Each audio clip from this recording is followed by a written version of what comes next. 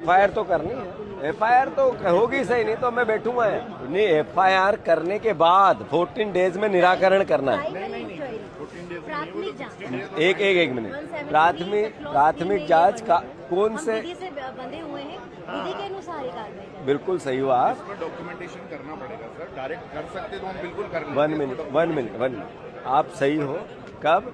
जब फॉर्म 7 के अंतर्गत आवेदक ने आपत्ति ली, उसकी जांच करने का अधिकार बीएलओ का था।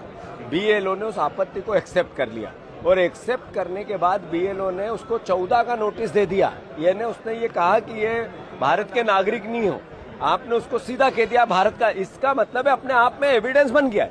ये हम वो लाए हैं, हमने सिर्फ ये 7 का फॉर्म नहीं लाए हैं, इसके नीचे फॉर्म 14 भी आ गया है, जिसमें नोटिस दे दिया उसने वोटर को सीधा।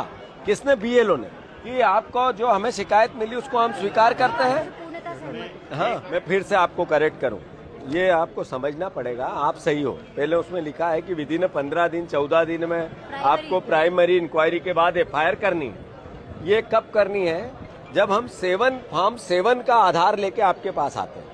ये एविडेंस बन गया, उसने 7 के बाद फॉर्म 14 से नोटिस दे दिया वोटर को, यानी उसने एक्सेप्ट कर लिया कि तुम नागरिक नहीं हो भारत के।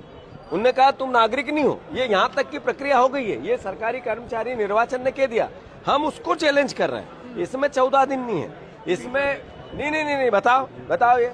हम किसी भी आपने अभी आवेदन दिया सर, उसकी जांच हम करेंगे, सामने वाले को बुलाएंगे, उसके कथन लेंगे, दस्तावेज इकट्ठे करेंगे, उसके बाद करेंगे। नहीं, हमें आश्वस्त होना ही नहीं, हमें आश्वस्त नहीं होना, हमें तो एफआईआर करनी है। हम गलत एफआईआर लिखाएं तो हमें कोर्ट के नियम है, सीआरपीसी के, कि हम गलत अगर कोई एफआईआर लिखाएंगे तो कोर्ट हमें सजा देगी।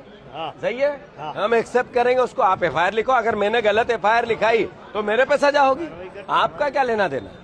स्वाभाविक सी बात है, हमारा कोई लेना देना नहीं है, लेकिन प्राइमा फेस डॉक्यूमेंटेशन तो पूरे होंगे ना। तो डॉक्यूमेंटेशन लाया ना मैं, ये क्या लाया सर? आप बोल रहे हैं उसको एक बार सर, वेरीफाई जो आप दे रहे हैं इनका परीक्षण करेंगे हम, तो हमको भी दस्तावेज मंगाएंगे।